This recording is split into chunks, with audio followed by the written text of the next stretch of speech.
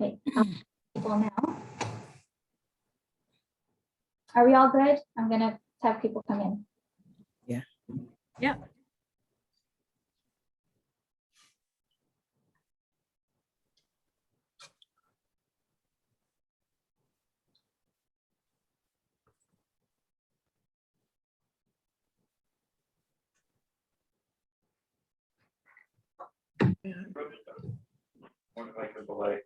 We can put 2 ropes open so we can top rope it.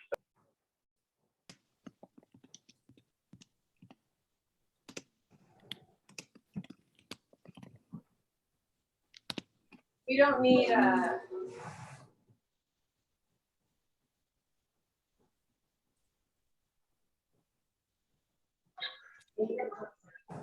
Welcome, everyone. As you come in, please type your name and affiliation on the Zoom screen and chat box and answer the poll question you have in front of you. Thank you.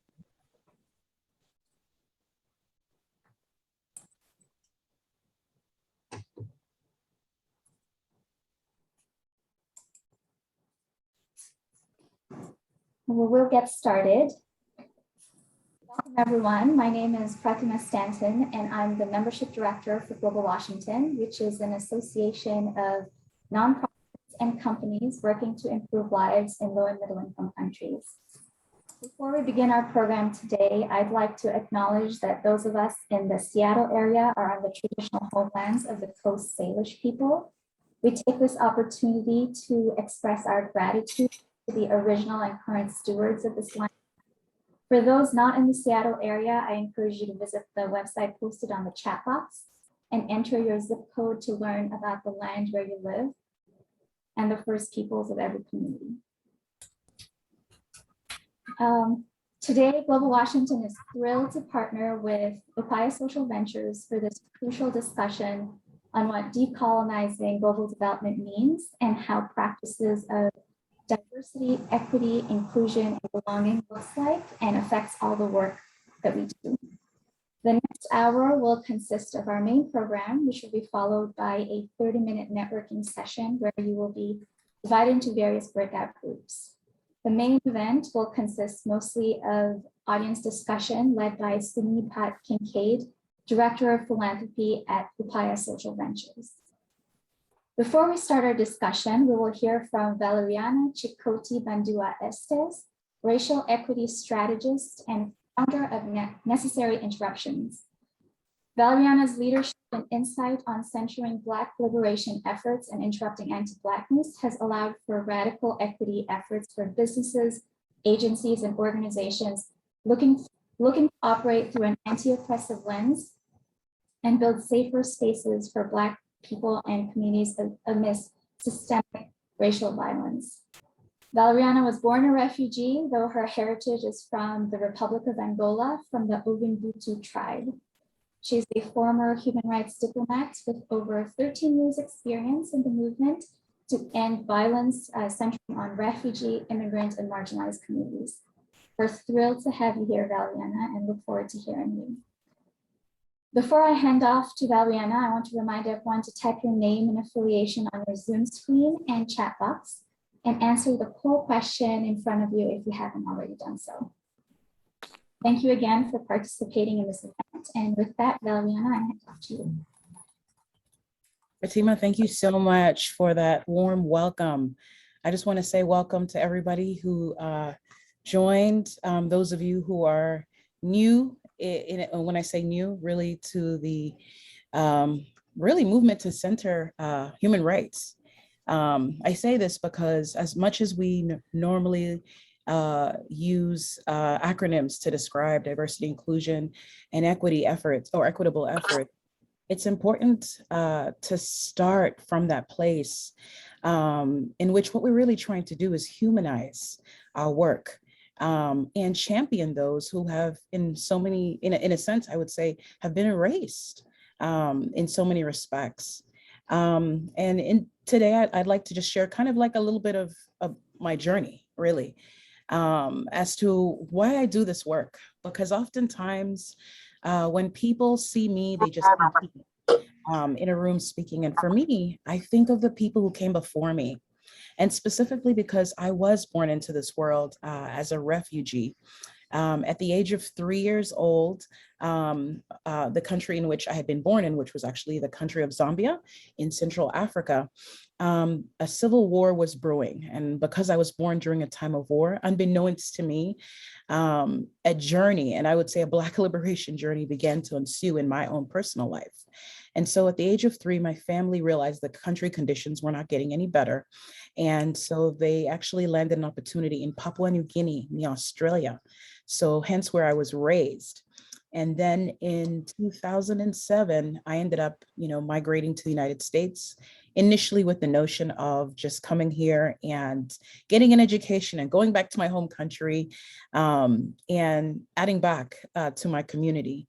But what I found specifically on my journey is that before me and before my parents and before their parents, there was this theme of centering Black liberation efforts, simply because during the time in which my parents grew up, they recognized that the governance in which the land they lived in was not centering Black folks, and more specifically because of colonialism. And while today's discussion is around decolonizing global development, what I want to get folks to deeply look at, deeply examine our root causes. Because it's very easy to examine or to center the thing, like putting a nice equity statement on your website, having that one DEI workshop. But in a sense, if we're not examining root causes of oppression that create conditions for why maybe we have many nonprofits, for why we do this work globally, then we are at a miss. And in that process, what we do is we leave out folks. And so along my journey, one thing that I saw was that my parents really insisted on me not only learning my native language, but remembering who I was as it pertained to my culture, to my community. And interestingly enough, when I first came to the US, one of my early on dreams was, I got to get to the United Nations. I have an international background. I want to serve in that capacity. But an interesting thing that I kept seeing, the intersectionality that kept showing up, was that many places were not actually addressing and identifying racial oppression and the conditions that it created. And so in my time of serving, even when I was in the UN and there were conversations around human rights efforts, there was always this lingering question around racial oppression and how it showed up. And so I have a illustration actually that I want to show each and every one of you, because this illustration, I believe, really examines root causes.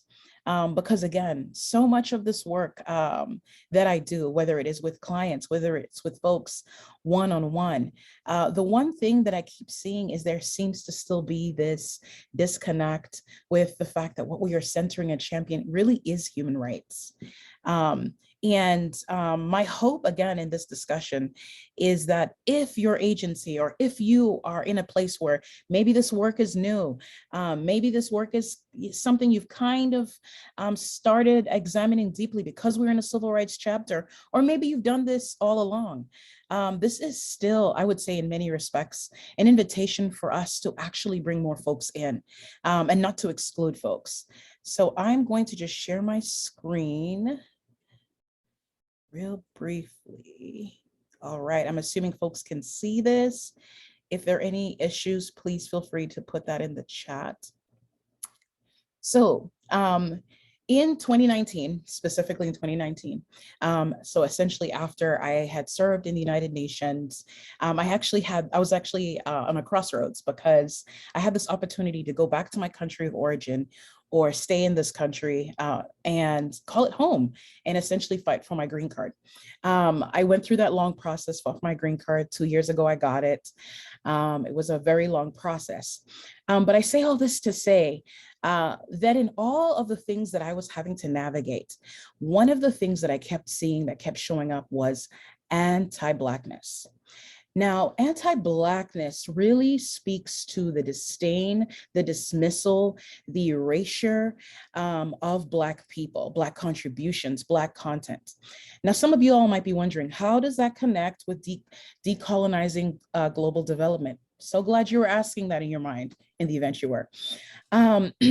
What this illustration does, and something that I created in 2019 because I didn't see it, is what it does is it highlights the need for why we need to be interrupters of oppression. And in this work of global development, most of our work is around interrupting oppression. And now it's so easy, or I should say, the go-to of looking at it from a macro level. But what I want us to do right now is to look at it from a micro level. And so, sorry, did someone say something? All right. So in this specific pyramid, what we start with is the dehumanization. So the civil rights chapter that we're in, we've specifically heard, we've specifically seen, we've specifically read a lot of articles around how racial oppression shows up. And in many respects, this anti-Blackness pyramid really can be used to describe what often takes place when oppression is being fostered in an environment, knowingly or unknowingly. So the dehumanization level starts with this notion that if someone specifically is not white, their contributions, their ideas, and who they are is not valued at the same level as a white person. And this often shows up in subtle ways, whether it is a makeup of an agency where everyone is just defaulting specifically to white folks to be those who provide solutions. And when folks lean towards that direction, what ends up happening, the next level that takes place is that disbelief and skepticism. And the way disbelief and skepticism often shows up is if someone has not been prioritized, for example, somebody with disabilities, somebody who might be trans, somebody who might be indigenous, Black or brown, when they experience that disbelief and skepticism in a space, what often takes place is because complicity is in the room, because no one is actually interrupting it within an agency internally, it really creates conditions for why diversity, equity, inclusion is not being centered in the room. Another piece that often takes place after that, especially if it is not interrupted, is comparison and colorism. The notion that maybe we're in a room and there might be maybe two folks of color, or maybe one person with a disability, maybe somebody who is trans. And because we are not leaning or centering folks who have experienced exploitation maybe throughout their life or in their community, we're not allowing them to even lead. What takes place is the either or maybe we should default to only one type of identity and maybe exclude another identity. And then the thing that takes place after that's not interrupted is that exclusionary behavior, where certain decisions are being made, maybe on a board level, maybe on an executive level, that again, leave out folks who belong to a marginalized identity. And then when that is not being interrupted, what takes place after that is public lynching. So public lynching often comes in this form of, we all maybe are seeing a person with disabilities, or someone who is Black, brown, indigenous, or someone who is trans, essentially being erased, excluded, put to the side, and no one's actually going out of their way to interrupt it. And one thing I'm sure you're hearing me say is internal practices, because as much as we are facing outwardly in our work on an international level, it is important that we start with what is happening within, taking an inventory, examining all these different practices. And then what happens is when public lynching, again, is not interrupted, it leads to death. And the death that I'm speaking of can be the erasure, the elimination, the doing away with of someone. And then eventually, of course, all of these elements, if they are not interrupted, it can result in the physical death of someone. As we've seen in the Civil Rights chapter, I could go on and name a variety of names, different folks who unfortunately have lost their lives because racial oppression, because oppression was the norm or is the norm.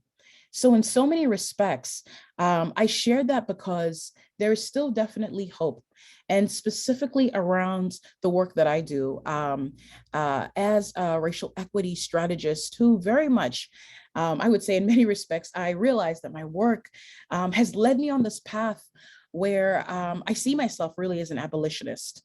And one of the things that I constantly have conversations with boards, agencies, organizations, community groups that are saying, okay, we want to center a racial equity lens. There are 6 things that I specifically have discussions around, and that is setting a healthy tone, setting healthy outcomes. So the idea of what assumptions are we holding on to? Do we only believe that the reason why there isn't really diversity being centered is because maybe we just don't have enough brown applicants or indigenous applicants or Black applicants? Or maybe we're not actually looking at having equitable outcomes be our overall goal. Maybe our goal is only to deliver specific initiatives. And then with that being said, the other piece that again is so crucial, so vital for us to deeply examine is centering inclusive contributions. One of the things that I often remind agencies, organizations, and folks who are looking at ways to really humanize this process is start from what you have, start from what you know. And that simply could be having a needs assessment meeting, whether it is every 3 months, every month. This allows for you to take an inventory, to examine, are we including multiple perspectives? Are most of our decision makers folks who are white? Are we, in a sense, maybe recolonizing areas that we actually really should be centering liberation efforts for? And then also holding space for the unexpected, meaning if any barriers are showing up, how do we show up in that space? And also, how are we specifically looking to interrupt white fragility? Meaning if somebody is calling out the fragility in the room, are we defaulting to, again, centering the white folks?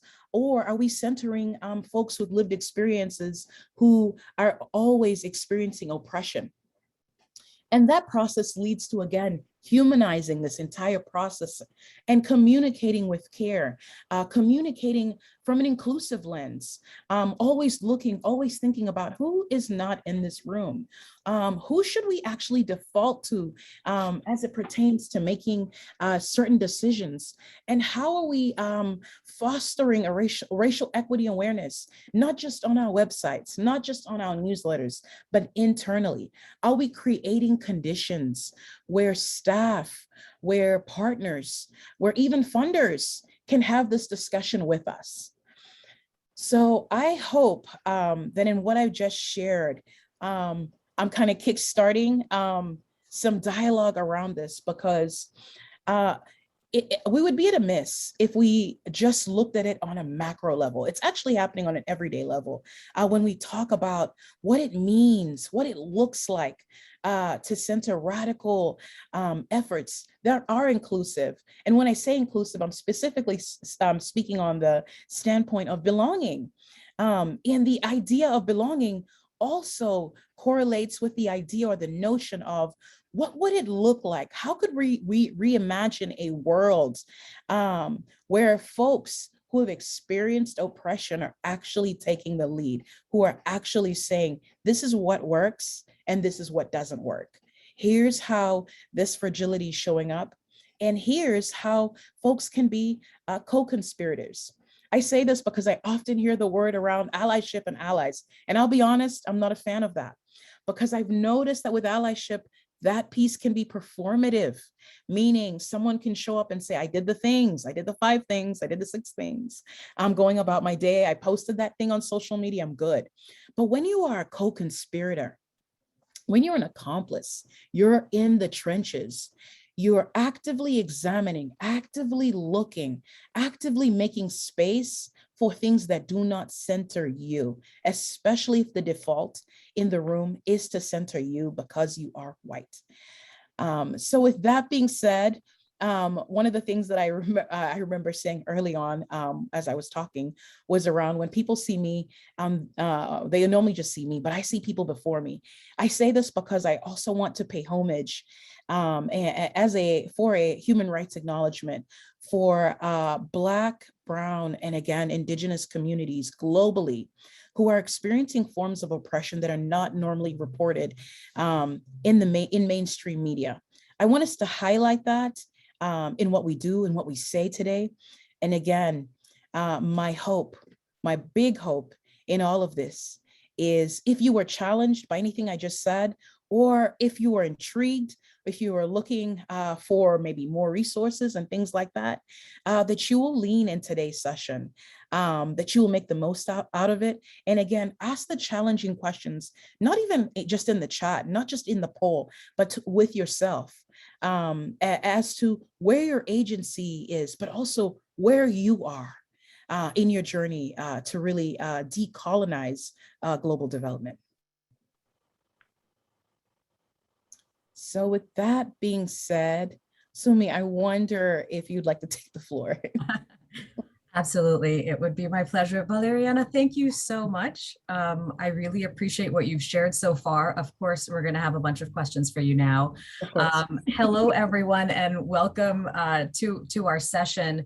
We were very intentional in wanting to hear Valeriana's voice and her perspective in this topic, but also wanted to make or create a lot of space for us to have a discussion. So I realize there's, over 50 of us on this call, but as much of an open and safe space as this can be, I hope that you will ask questions, as Valeriana said, that might be difficult and challenging, but are necessary for us to have. So again, my name is Sumi. I'm with Upaya Social Ventures. And our mission is to lift people out of extreme poverty through job creation that is dignified and sustainable. And, I am here not as a subject matter expert. I had people email me and say, oh, you're doing this session. And I said, oh, no, I am here as a person who is also trying to learn. Our organization is in a position where we are trying to learn and figure out how do we implement effective DEIA policies and practices in an international organization where half of our staff is in India. We're also a small organization of 12 people, which many of you might relate to. So trying to figure out how to do this right has been important. And so thank you to Global Washington, because I reached out to Kristen and Pratima and they said, oh, we should get some people together. And whereas we thought this was going to be 20 or 30 people, we ended up having 150 registrants. So clearly this is a topic that really has a lot of interest, and it's really wonderful to see how much people care about making some steps, towards changing the way that we work in global development. So some admin notes before I start asking questions. First of all, you are welcome to ask questions either in the chat. I will do my best to pay attention. I know that Donnie and Pratima will be helping with that as well, to put it in the chat. You can also raise your hand. We have you on gallery mode, and I will also try to pay attention to that, and we can call on you that way. A few things that I ask is that you keep yourself on mute until it is your turn to speak, and to please just be conscious of our time so that when you are speaking or asking a question that we don't take up too much time there. And last but not least, I know a lot of you many folks here have already been doing this work and can probably host your own webinar. So please do raise your hand. If you'd like to share some of your own experiences, that is part of what we're doing here as well. And we will do our best to share. And again, through the chat or raising your hand is great. So do think about some questions, but I'm happy to kind of get us started off. And, Valeriana, I'm thinking about the beginning of the process, right? Because when we started looking at this, I think our immediate reaction was like, oh, we need to do DEI training. That's the first thing we should do. And I'm going to call out or shout out Jody Anbury, who I spoke to. I reached out and said, what do? We need some training. And she said, do you? Maybe you need to be thinking about what's really necessary, what works for your organization. And so my question for you is, what do you think are the most important first steps when you begin to really explore the process of integrating DEIA into an international organization? That's a really great question. One of the things I actually would start with is actually a needs assessment. The reason I say that is I often think of the fact that in the continent of Africa, specifically in the 90s, there was such a move to like feed the African children, let's provide a well, let's do the things. And a lot of those things were not the immediate needs, pressing needs. And a needs assessment actually allows an agency, an organization, whether you're global, whether you're local, whether you're looking to be global, to take an inventory of what's been working and what has not. What are your blind spots? What are the barriers? What are the things that are preventing your agency, your organization, or even folks from showing up as their whole selves? Because oftentimes in this work, if we are not careful, it can be very performative, knowingly or unknowingly. And starting from that place, even asking questions like, do you feel safe, for staffers, just in general, do you feel safe to speak your truth to power when you see instances of oppression showing up? How often are you supported when you are seeing or trying to champion an initiative, a new idea? What are ways specifically in which your agency, your organization, your commitment to DEI practices can be boldened or expanded? Actually taking a stock and an inventory from the teams that you have internally is actually a good first step. Oftentimes people, just like you shared, go to let's just hire a DEI consultant. We're going to do the 3 trainings. And then hopefully then we'll get more folks of color in the building, and then we won't look as racist. But if the goal is to try to create the appearance of not looking racist, then chances are your problem is that racism is actually what is fueling your agency's mission, the work, your partnerships, your funders. And what I would even say with the needs assessment piece is be willing to ask the questions that you wouldn't normally even ask. And also allowing folks, if they want to, be able to share this and maybe even share their name, they can do so. But what I've often find is when it is anonymous, when people are able to fill out an assessment or survey and share their truth without the fear, and specifically the fear of maybe retaliation. And when I say that because we live in a world where racial oppression is still very much alive and well, even though there are notions that say otherwise.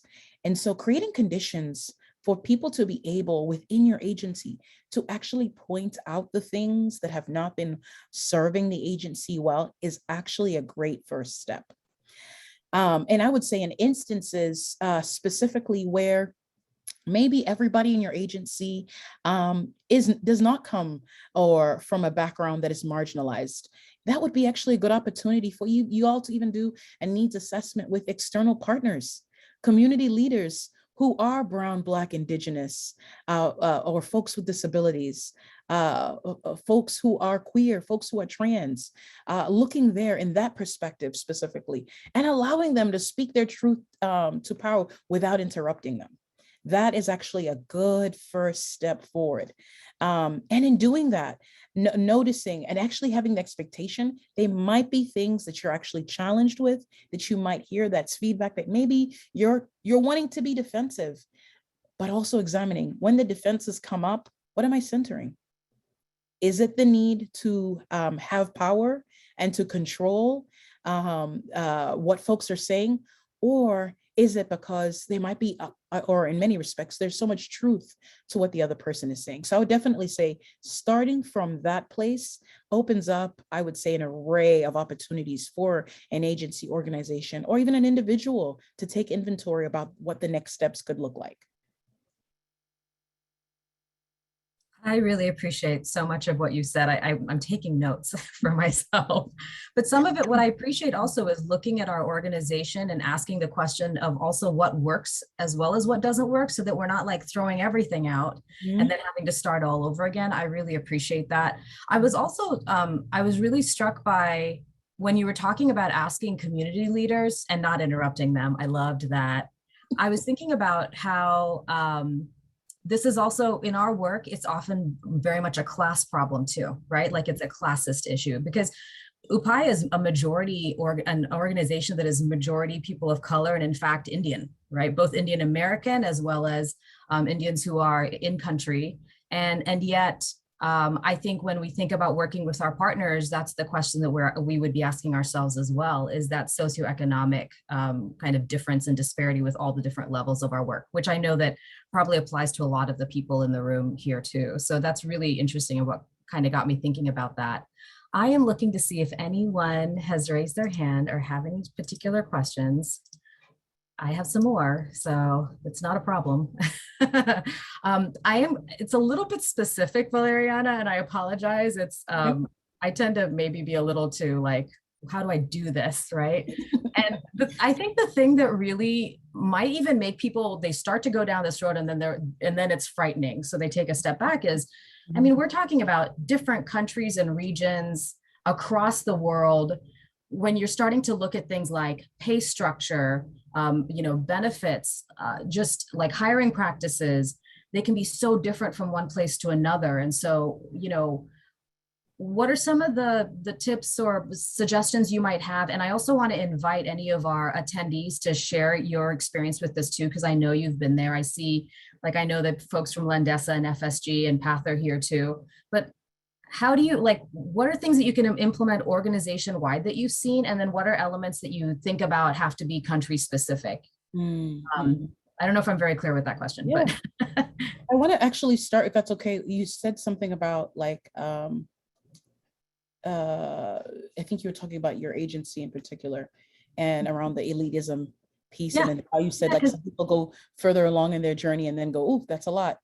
And then they maybe take some steps back. What prompted this conversation right here was us going, how do we, if we're thinking about HR and our hiring practices and pay, how do we do that across between the US and India? And some of it is just about shifting attitude as well, right? And I think that that's where we stopped. It was like, okay, let's start talking to other people who've done this work because we really have no idea, right? So, and Sachi, you're here, so you might disagree, my colleague Sachi as well. So please pipe in. I would actually start with the fact that if you have the privilege of negotiating, if Black, Brown, folks with disabilities, queer folks should be paid well, and you're negotiating with that, what I actually want to offer in this moment is just a notion, something that I normally share with my clients is that Black, Brown, Indigenous, trans, disabled folks, or folks with disabilities, I should say, have been killed and erased for lesser things. And when you are in the seat of privilege and you see this as maybe an inconvenience, or you see if we go too far along, we'll lose certain partners. We'll lose certain connections. What about the things that folks with disabilities have lost? What about the things that trans folks have lost? The things that immigrant folks have lost, Brown folks have lost, Indigenous folks have lost, and Black folks have lost. I think starting from that standpoint humanizes this process. Because oftentimes I think there's this disconnect that, well, if we do this in this way, what will so-and-so say? What will they think of us? How will we get traction? We've always done it this way. And one of the things, again, I would like to offer is culture or traditions are made by us. So we can be radical. We can be contributors in such a way where we are co-conspirators and we are examining pay scales. We are looking at working conditions. I say this because when you started talking, the first thought I thought of was there were so many organizations, agencies that before COVID had a policy where you could not work remotely. And there were many people that suffered because of that. It is amazing that it took this crisis, COVID crisis, to specifically create conditions where now many organizations and agencies are like, why have we had to work in a building? Why can't we've saved more money. Folks might be even happier. We've been able to even be a little bit more innovative and creative. And I would actually say this is an opportunity for folks to think outside the box.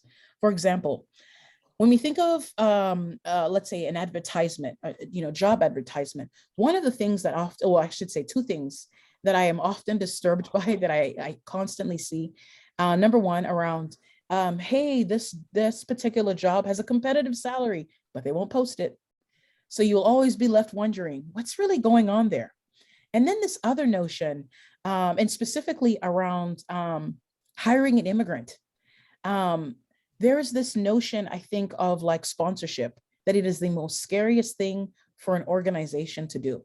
But yet I see many of those organizations that will not necessarily even sponsor, will not even make room for someone who might be in a specific immigration category that has some complexities. They won't make room for that, but they'll make room to make space for a big gala or gala. They'll make room to make space for a retreat, all sorts of other things. And so I say all this to say that in what you've asked, what it does, I would say, especially in this conversation, is create the possibility of what we've not seen. My hope is that folks in this who are sitting in this call or who are listening, who are going, we've never, published maybe our salaries. We've never actually asked staff, like collectively, how do our policies impact you? And when these policies are said, how do they sound? Do they sound white supremacist? Do they sound like they're speaking from a lens that's specifically other people? Do these policies make conditions for expected mothers, for folks who are just starting a family? Who are these policies centering? And I think all of these things, again, go back to a needs assessment. Because when we actually ask folks who are working, who are frontline workers, who are the ones making the calls, the ones who, create the newsletters, the ones who really keep the lights on, if we ask them to actually be in the seat of it being a decision maker, what we're actually doing is creating equitable outcomes. We're creating conditions for multiple voices to be centered. Versus defaulting to, we're just going to go to the board and hear what the board says. And I say this because sometimes in some boards, there are folks sitting on these boards who may not have lived experiences navigating these different kinds of oppression. And so it's a lot easier to make a decision when maybe you are on an ivory tower, operating from that lens. Make a decision and not recognizing the repercussions, the waves, and the impacts that it'll have on everyday folks. So I would say that if that comes up in any discussions where folks are negotiating that, should we, even publish specifically salaries, or if we're going to make policy changes, should we ask for folks' opinions on that? Or maybe if we do, people won't work. All these sentiments that typically come up, what I would actually say is that when those sentiments are coming up, my noticing with that is oftentimes they're coming from a place of fear and also the vehicle of white supremacy. Yeah. Yeah, all the things. Yeah. Yeah, it's really interesting. And I, just as a fellow immigrant, I have totally been in that position where I was on a student visa trying to get a job, and there were companies that were not willing to put, their sponsorship behind me. I've totally been there. And it's really interesting when you're comparing, putting resources towards pay versus thinking about a gala. Such a good point for our sector, right? That we think about, how do we define ROI? And I think that's what it is. It's like, if it's not bringing in money, very specifically, like we kind of center so much of our work around raising the money. And I think part of, thinking about pay gaps and things like that is also about, like, we as a small organization with not a very big budget, there is fear there of like, how do we, it's kind of a redistribution of wealth that we have to start thinking about, right? It's like, how do we do that? And there's fear because you have to raise the money to do it. And it's like chicken and egg kind of a problem that I think there's definitely fear there. I love your point that nobody else gets to define, though, how we do this. It's for us to do that, right? And we worry so much about sort of the external perception. I'll stop talking now because I know there are other questions. You're This is very good. interesting, and I just want to echo some of the things that you're saying. So I'm just going to start from the top here. So Maya Scott, I'm just going to read your chat here. So Maya said, my question or contribution to this dialogue is to examine how do we recruit people who are DEI officers? Many organizations ask for 5+ years of experience in working in DEI, but if you think about it, it's only been a priority for the last couple of years. And so particularly because of the Black Lives Matter movement. And so just mathematically, that job title doesn't really make sense to have people that have that level of experience. And that's such a good point, right? Like, then how do you, it sort of limits who is being hired for that kind of work.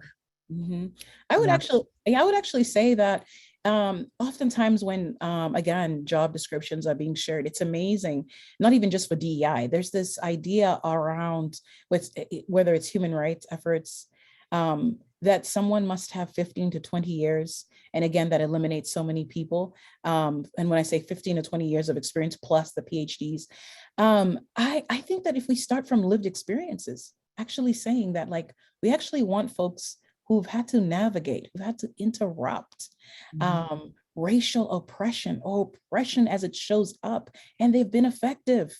We want to hear from you. That's a great place to start with folks who are, who could potentially be a DEI officer versus someone who says, yep, we do the bias trainings every 4 months and we do this inventory and this. No, they need to humanize the process. So if the answers that you're getting are very robotic, chances are what you have actually maybe missed in that process, or chances are maybe where the blind spots might be in existence, are really at a place where examining things from a lived experience is not being centered. So I would say start from there. Asking folks, maybe when was the first time maybe you saw some level of oppression? And not only did you take a stance, but you included others in that process, and you created something that is I shouldn't say worthwhile, but created a level of traction. Asking folks, can you share that? What would you say your best practices are? And how do you go about on a daily basis living and breathing it? Not just in the 9 to 5, not just when we have the workshop, not just when we have the conference or when we're trying to put those websites on the pictures on the website, but as a way of life. Because oftentimes a lot of these things that we're talking about start in the homes, start in our households. So if someone is not actively living and breathing something out, again, we lean towards what is performative versus then what is actually humanizing everybody.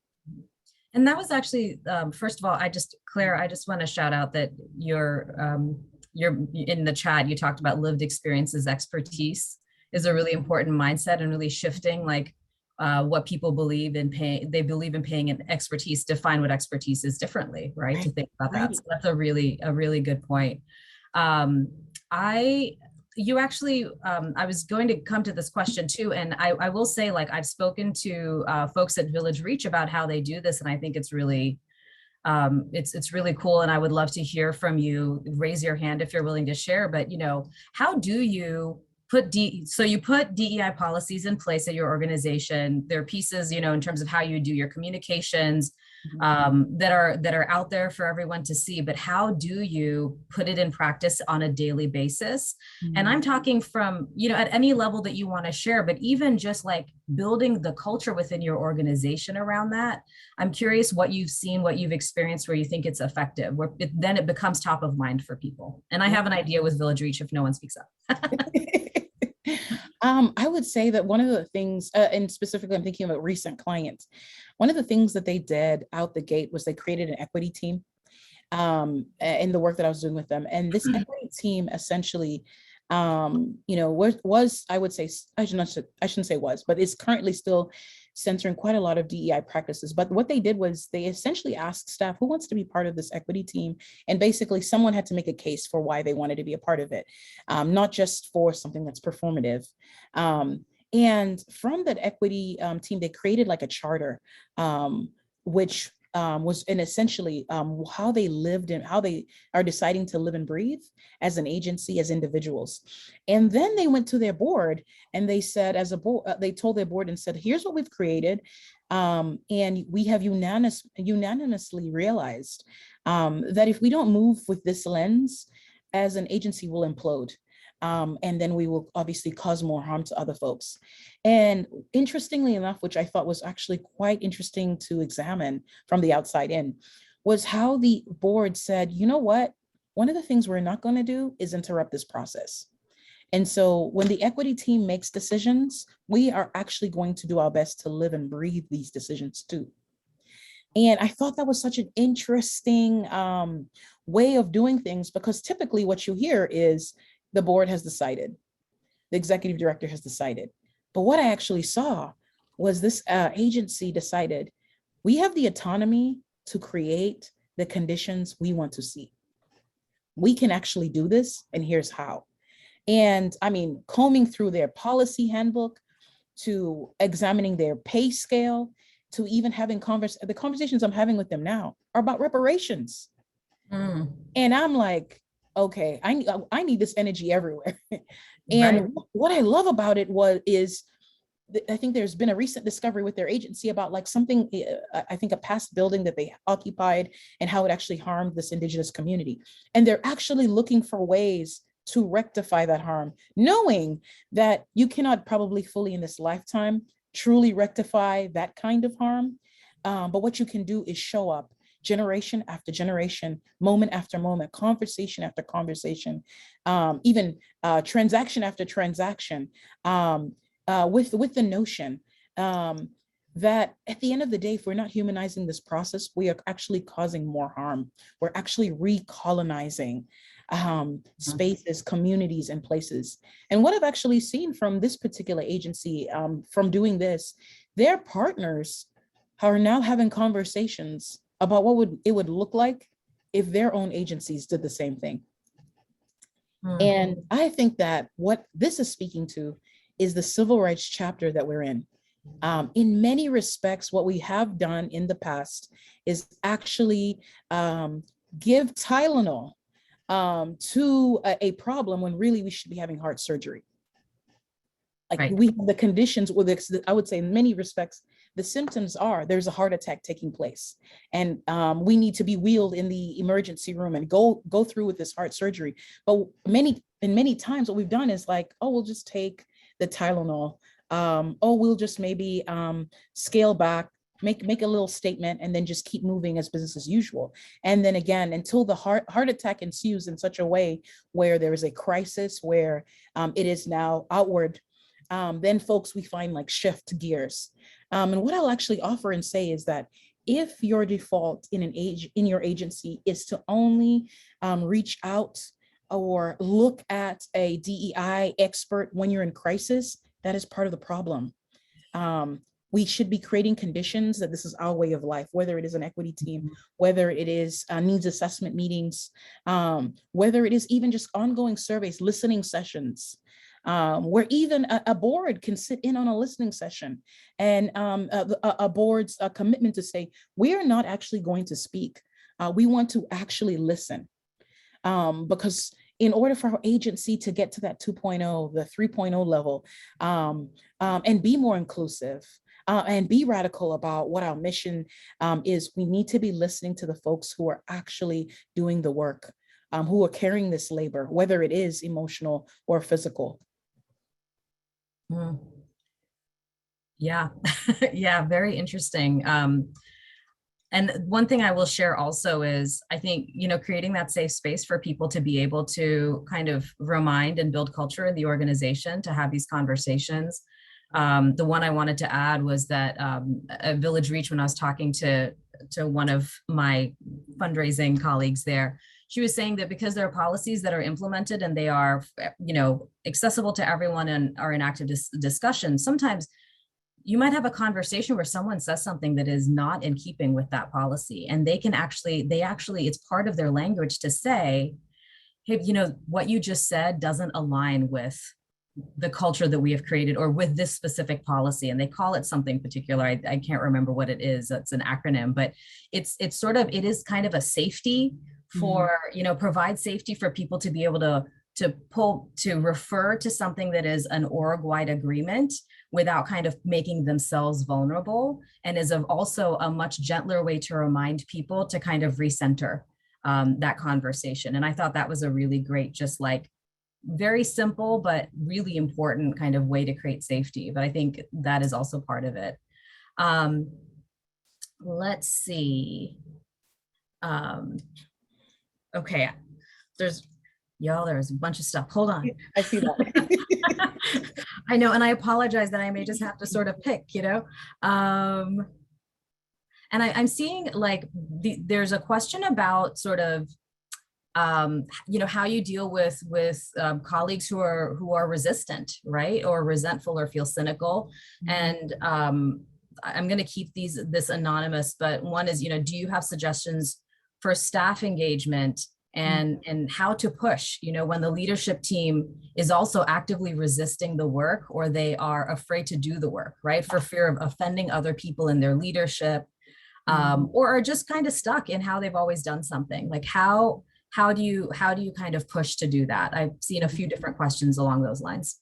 That's a really good question, and that's something I would say that I've definitely witnessed, especially as it pertains to, you know, speaking and talking with a variety of different clients, because sometimes you find that maybe the folks who reached out and said, hey, we need a DEI expert to come in and do the thing, and it's just a checklist, and folks are cynical.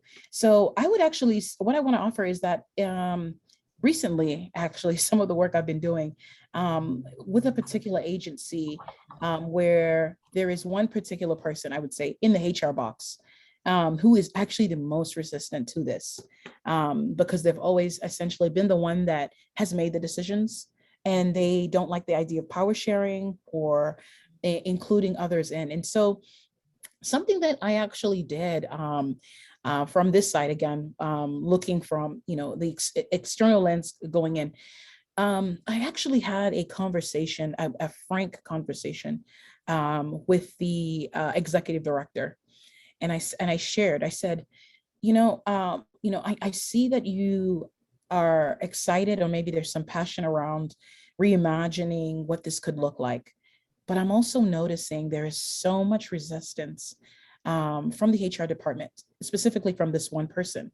And what it's actually doing is it's causing your staff members, when we are in session, whether we're doing some workshops, all sorts of sessions, for them not to fully show up as their whole selves, because they are fearful of what might happen even after that session. And while initially there were these defenses that were coming up, I actually took a stance and I said, I am not willing to continue this contract, knowing that there are Black, Brown, and Indigenous folks within your space who've literally reached out to me and said, we cannot truly, move towards this trajectory because of this resistance and how it's showing up. And what I actually would like to see is a recommitment to this. And so in our next session, one of the things that we did was actually everyone had to share their recommitment to this work and how they were showing up. And this specific person, again, showed up in a way where they were resistant. So I actually had a follow-up conversation with that specific executive director. And I said, could it be that because this person is showing up in this manner, and it's causing quite a lot of resistance in the room, or creating conditions where people aren't free to speak, that what we're doing is actually centering this person? What would it look like if we could have sessions and this person actually was not there? Because we need your consent, we need your participation to be able to do this work. And then interestingly enough, as the events kind of like unfolded, this person actually shared that, hey, where I'm at in my journey, I don't think I can, essentially stay on, do this work. And I'm actually, moving on, transitioning. And then what I actually saw take place was a huge shift. And I say this because I think we need to be bold enough. And when I say bold, and I'm specifically speaking to those who are white, many white folks oftentimes, and I would say especially in the nonprofit world, in the global development world, many of you might even be friends. Many of you might be doing life and specifically be closely connected with someone who really holds the keys, really is serving as a barrier for an agency, for an organization or community to move forward. And a great way to actually interrupt white supremacy is naming it, calling it out and saying, hey, person so-and-so, when you engage in this manner and when you show up in this particular way, your resistance is felt throughout this agency. And because you have that privilege to power and you continue to operate from this lens, what happens is you're being left out of this conversation, and we don't want you to be left out, because after this conversation, we're moving to actionable steps. And history is being made. And what will history say of you in this moment? I've had conversations constantly with clients where I've said, person so, no one is saying it, but person so-and-so is actually holding your agency back. And your agency needs to actually have a conversation about if this person does want to move forward with y'all, or if this person is at a place where they cannot, and what that means for your agency. Because there is no way that someone can stay in a place where there's all this resistance and that trauma will not live in their body. It is a traumatizing thing to witness it and to live through it. But yes. I have to say that this is where, being able to have an outside consultant, if it's possible, come in to have some of those conversations, because it's safer. Certainly doesn't hurt if you can do it, Yes. We're out of time, but I want to ask one last question, and I'm just going to ask you to, I apologize to maybe be brief, but this is coming up a lot in the chat and I don't want to ignore it. Yeah. And it's about working on DEIA across different countries and regions where, as you know, and I know this too, like sometimes in other countries, like here, it's such an active conversation, right? Race and it's such an active conversation here, but you can go to other countries where people say, race is not a problem here. But racism rather is not a problem here. And so in different countries, like when you're thinking about those specifics, how do you begin to look at that and have those conversations when you're dealing with very different life experiences? Yeah, that's a really good quick conversation. I would say that actually might be, and you kind of answered it just earlier on. If there may, and I don't want to say even resistance, but if maybe there is a notion or sentiment that racial oppression isn't necessarily alive and well in a particular region, to actually interrupt that would be to, I would say, even have conversations around like, hey, folks, what we're actually going to do as an agency, as an organization, community group, is we've actually hired a particular, DEI expert, and they're actually going to come and kind of do some storytelling about even the inception of this agency. And starting from that standpoint, what is your agency story? What was the mission, the initial mission in which and when it started? And specifically, why did that need, for example, if the need is to specifically champion girls and women, and specifically asking that DEI person to share around intersex that take place, because oftentimes in other countries, what's happening is that it's named something different, whether it's a caste system, whether it is colorism, other forms of anti-Blackness, that still happens. But what oftentimes I would say the disconnect is that folks don't necessarily even realize, or folks have not necessarily even been privy as to maybe why this agency even started off. So starting with that storytelling as to why this agency even started, what our goals and mission and life's work is, and also how it impacts this specific country, and what are some things and how it's showing up. I guarantee that starting from that point of view will actually open the floodgates over a period of time where people can say, actually, yeah, that's always the default in this country. And because no one's talking about it, we don't necessarily name it. So again, I think all of this leads back to humanizing this entire process. Yeah, I agree. And if everybody should read the chat, because there's so many great comments about that too. And Someone actually talked about that it starts with programming and you kind of work from there. And that's exactly what you're saying. It's like, why do we do the work that we do here? You know, what are the root problems that we've seen? Very interesting. Thanks for letting me take a few extra minutes, Global Washington. But Kristen, I believe I'm going to pass it on to you. Valeriana, thank you so much. This has been really great. I appreciate your time. Appreciate you. and your Thank you for insight. asking all these questions. Thank you. Thank you both so much. This was really informative, and I have a feeling if you're on this webinar, it's not the first time you've thought about this topic. And I really appreciate both of you and all of you in this conversation to take this to the next level. We should be taking this to the next level and the next level and the next level. So, and again, I just want to echo a few of the things that everyone has been saying in this, is that this is a process. This is not a checklist. This is a way for everyone to think internally, think of individually, and then think about creating the culture, both within your organization and within your program delivery. I love the idea, again, Valeriana, the idea of co-conspirator rather than ally, to be truly anti-racist in everything you do within this process. And then lastly, I think a very powerful last point, thinking about the origin story of your organization. And again, this is something that Global Washington tries to bring to the forefront of the systemic view of colonization within global development and how we can break those systems down, and thinking about your own organization and how it was founded, and then how that translates into programming, and really not just your staff abroad, but also the people you serve. So thinking about in that context, and again, you have to do the internal work in order to get to the external work. So thank you. That was really illuminating and important. And again, I just want to honor you all being here today. Don't leave if you don't have to. We're going to continue on with some smaller breakout, because if you're like me, this has stirred a lot of thoughts. And again, we want to have some smaller breakout rooms so you can process this a little bit, connect with others thinking through this. I also want to just call out that Global Washington has a few other events coming up.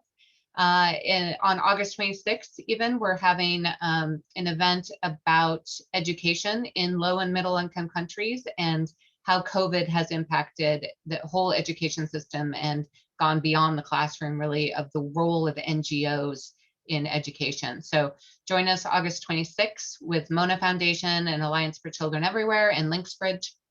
And then our big event, again, is our conference that's coming up on December 8th and 9th.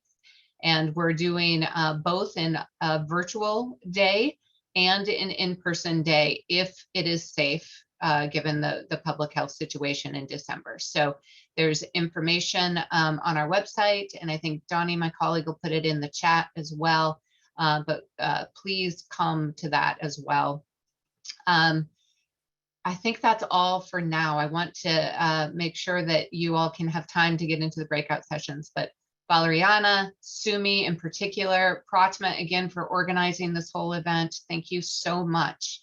And thank you all for coming. So please now come into, you should have the breakout rooms. And Donnie, why don't you unmute and explain how people are going to get into the breakout rooms? Yeah, so the breakout rooms are open on in the bottom right-hand corner of your screen, and you can click on whichever room you would like to join and further connect and debrief today's event in those rooms. Does everyone see the breakout rooms available? No, okay.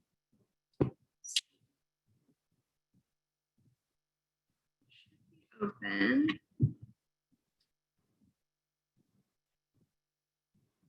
It looks like I might have to assign people to rooms. One second. Kristen, I actually have a question in the meantime while this is happening. Would it be okay if we took a picture? Of course. Yeah, definitely. Do you want to do that from your end or from our end? Could y'all do it on your end? I'm not the best at it on this side, but I just figured since we're all together, for those Great who idea. would be okay with doing that. Yeah. That'd be great.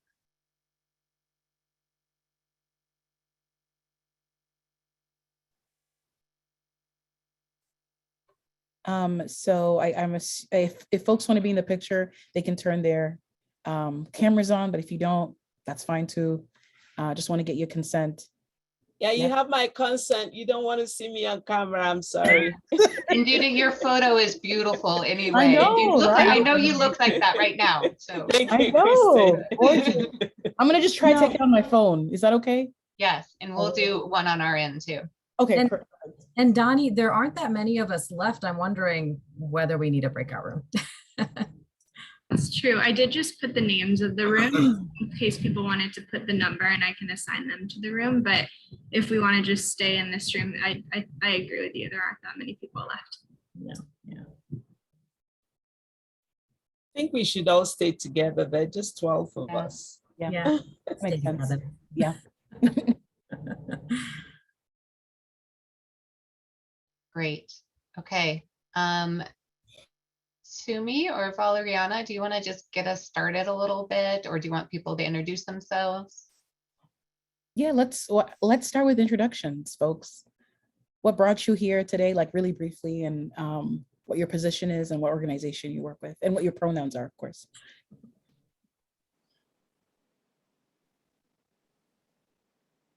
Why don't we do a roll call, because so people don't talk over each other. It might be a little easier. Michelle, do you want to start? Sure. I'm Michelle Garrod from Ripple Peace Research and Consulting based here in Seattle. And what drew me today is that my work is all about these issues, although from the program perspective, as you could probably sense in the chat. And I am always looking for new opportunities to learn from colleagues and get better connected with those of you who are in the Seattle area. So thanks for offering this space. Great. Robin, you want to go next? Sure. Hi, everyone. My name's Robin Barr. I wear a number of different hats at Earthworm Foundation, but we're an international organization that works with companies on how to address social and environmental issues in their supply chains.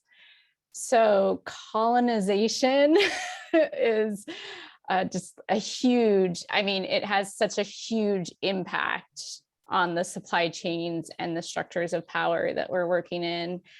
And I feel like there are layers and layers of things for us to work through, both as an organization internally, as well as in how we structure our work. So it's just really helpful to have an international lens on this. So that's why I joined the call.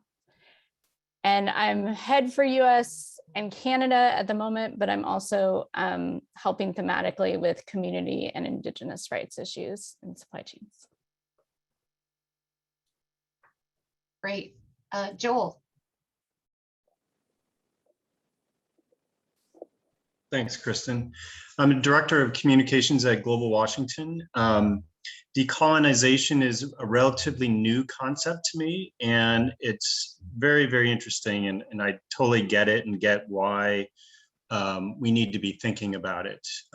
So this is all very educational to me, and I look forward to spreading the word more and supporting you all more in spreading the word. And also, I did find a couple interesting articles. So if you check out our social feeds, over the past week or so, I've posted some very interesting articles on decolonization. So yeah, thank you. Claire.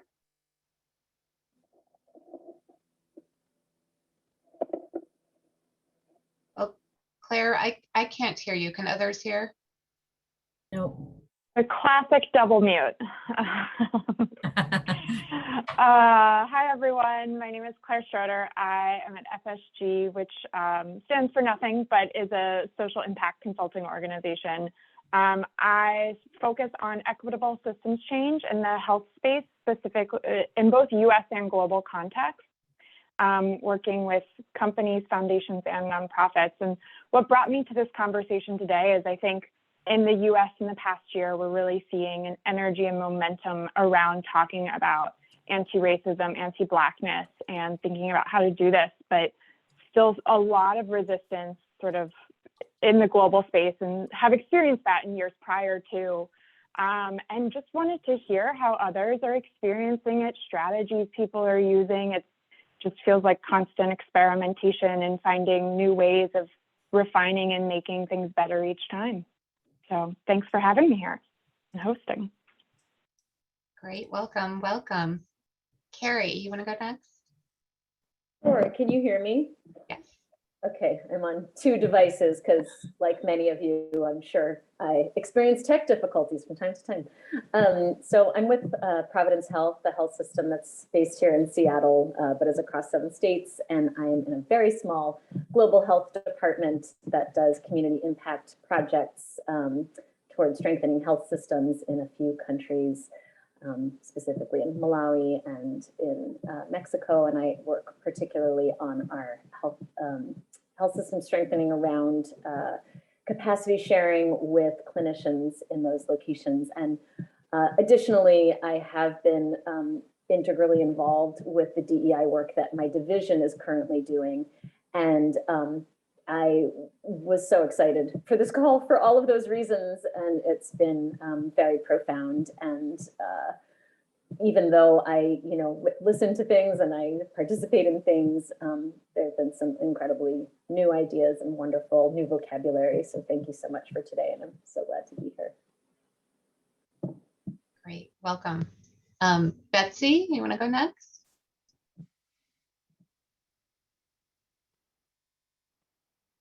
Betsy, yeah, unmute. Sorry about that. Yeah, so I've kind of been off and on a little bit recently, so I've kind of missed, but it sounds like we're doing introductions of ourselves. Yeah, so my name is Betsy Meyer. I work with Our Hope South Africa. We're just a tiny little organization that recently started. I was in South Africa for the last 15 years, and until 2 years ago, we moved back to the US. And so I'm just kind of trying to support our organization out there. We do HIV work, gender-based violence, like in a small little village in KwaZulu-Natal province of South Africa. And I'm just really interested in it just because international development is a lot of what we do, and especially trying to figure out how to be as the white person in the organization. Everybody else are Zulus in South Africa, and trying to figure out kind of what that looks like and how to do equity kind of in a good way. So that's kind of what my interest is. I don't know if that answers all the questions we were supposed to share. Mm-hmm. Yeah, no, that's great. And Duty, do you want to introduce yourself too?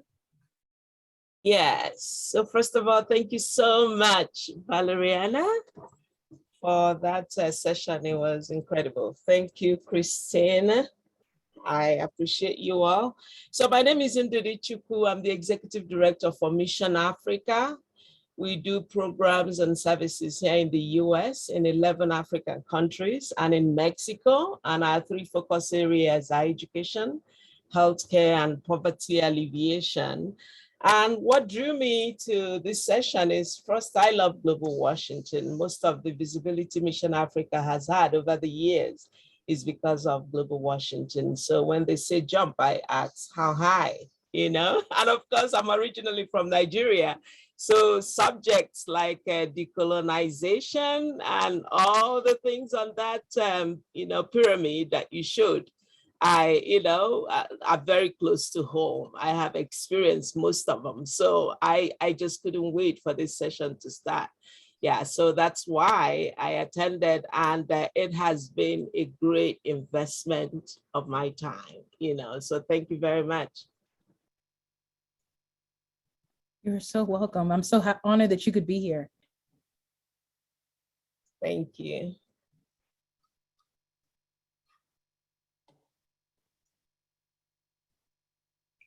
Sumi, it looks like you're gonna help prompt us a little bit more, I'm gonna let you lead if you would like. I am. Or Valeriana. Yeah, go for it. Well, I'm curious whether others had outstanding questions or experiences that you'd like to share that perhaps you didn't want to share in the larger group, or that's come to you now, or yeah, if you have any specific questions. And if not, yes, I can look at my questions and see too.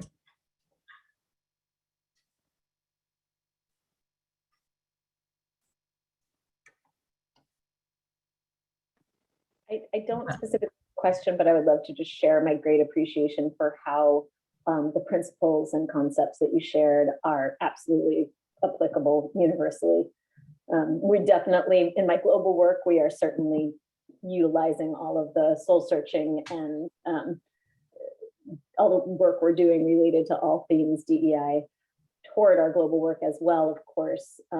But I think perhaps we've been a bit better about that than we've been able to be organizationally, because we're just a small department. So now to get to participate in the sort of organization-wide work that's being done, I mean, everything that you said today is, you know, very internal as well as external. So I just wanted to share that appreciation. So glad you could be here. I guess my question I want to ask folks is, what prompted y'all to specifically register to be a part of today's session? I just kind of want to hear from folks, because I'm wondering if it was just curiosity or maybe some needs that might have come up. Yeah.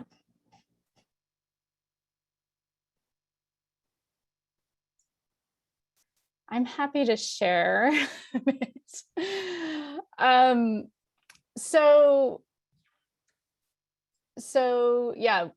So with the Black Lives Matter movement recently, there's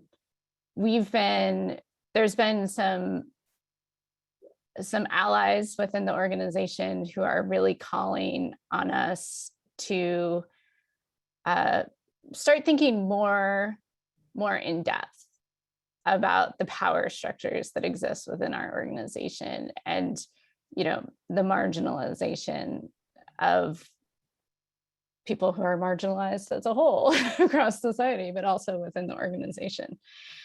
And I think it's been something where the staff in the US have really been struggling with it, but have also been calling on international offices, and we're headquartered in Switzerland, and calling on the international offices within Earthworm to also, you know, challenge ourselves.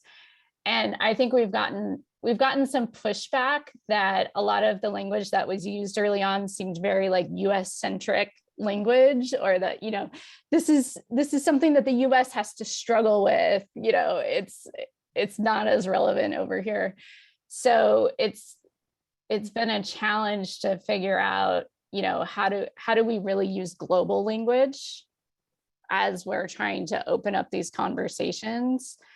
And I really like one of the things you opened up with, because it told me maybe we're on the right path a little bit, in that we've started using like human rights language as a starting point, because it covers so much. And it's something that, you know, nobody can say like, oh, that's a US issue. And I think that in some ways, I'll just speak really openly, you know, I'm someone that has privilege and power in the organization, but not at the highest levels. And so in some ways, like, we can create space where country staff are really encouraged to say, how do we center marginalized voices in our strategy in a given landscape? But we're still struggling to figure out how do you do that globally, when, let's face it, there are so many marginalized voices that need to be part of the conversation when you're talking about the world, and we're in 17 different countries. So, you know, I think that's part of the struggle that we're having. Oh, go ahead, somebody. No, go. Someone else. I wanted to share, if it's okay. Yes, please. Yeah, so one of the reasons why I got very excited to join the conversation is I'm a great advocate to having the voices of people who have experience and who have lived a life. And, I've been also privileged to associate with people who are making progress in this area. I remember I used to work for a very big nonprofit before I, resigned to focus on Mission Africa. And one of the things they did was they had focus groups on specific areas. And one of them was country groups. And they made the effort to get there. One of the things you said is, when we begin, we're like, okay, these people need water, let's give them water. These people need food, let's give them food. But I tell people that an African, a typical African would die with dignity, die hungry with dignity than for you to just hand things to them because you think they're hungry. So get food without their asking you for it. So one of the things that they did was they incorporated a lot of people who will join the conversation and give them advice or insights or ideas on what they can do, how they can serve these people, because people like us are from there. I remember one particular focus group that my only qualification to be in the room, it was so funny, because this person will come, they will introduce themselves, they will say their degrees and their, all the things that qualify them to be in the room. And when it came to me, I'm like, my name is Ndudi Chukwu and I'm a Nigerian, And I was there because they invited me specifically because I lived most of my life in Nigeria. Now I live in the United States. So I have, perspective on two areas. But that was my qualification. I did not understand most of the strategic grammar and the big words that they use, but I understood my country. And sometimes, they will have all these ideas and I'll just ask one simple question and everybody's like, oh, okay, we didn't think about that. And they were not, maybe serious questions, but simple things as somebody who have lived that life, you will think about. So anyway, I'm just saying all that to say that I'm always looking for opportunities like this to learn how far we have come, how far we are going, and how to add my little 2 cents, because right now we still work in 11 African countries. These are not statistics. The people we serve are not numbers. They are not statistics. Some of them I speak the same language. Some of them I know where they live. So it's a different perspective when we tap into, listening and getting feedback from the people who have really, lived the life. So I was the one on chat saying, yes, indeed, talk to them. Yeah. Yeah, and actually what I was going to say is very related to that. When we were talking about trying to address racism across different countries in places where maybe people say it doesn't exist just because it's not the conversation of the moment. And Valeriana, you were talking about, start talking about program, right? From the program side, I know there were other people who commented too, and the origin story of the organization to understand how this work even began. I also started thinking about who is telling that origin story, that the origin story, even as we share it, cannot just come from the US counterparts, even if the founder is here, right? Saying, oh, I went there and I saw these problems, because already you're looking at it from a very colonial sort of lens and from a very like patriarchal kind of lens, right? Of the whole savior complex. And I thought about if we were to do that, I would want to look to my colleagues in India and the partners we work with and say, you were at the beginning of this. What is your experience about how this all began? And I think that would be I think we would hear very different things if we approached it that way. Yeah, and what I wanted to, a lot of rich things were said. I wanted to actually say to Robin around, there's something you said about, that initially when y'all were like talking about the DEI being essential, and there was feedback around, this isn't necessarily like, I think you said, is it the language, or we don't understand that, that's kind of American. And then you talked about that human rights piece. One thing I want to say is that, like, I think that as in society, just in like in our global community just in general. Oftentimes when we see resistance, there is this notion that like maybe we're not doing it right. I'd actually offer something counter, which is when the resistance shows up, could it be that we're also on the right side of history? Because anytime change showed up in any space or place in this world, the initial reaction oftentimes is, nope, this is not happening here. That's just happening at place da da da da. Our issues are this other thing.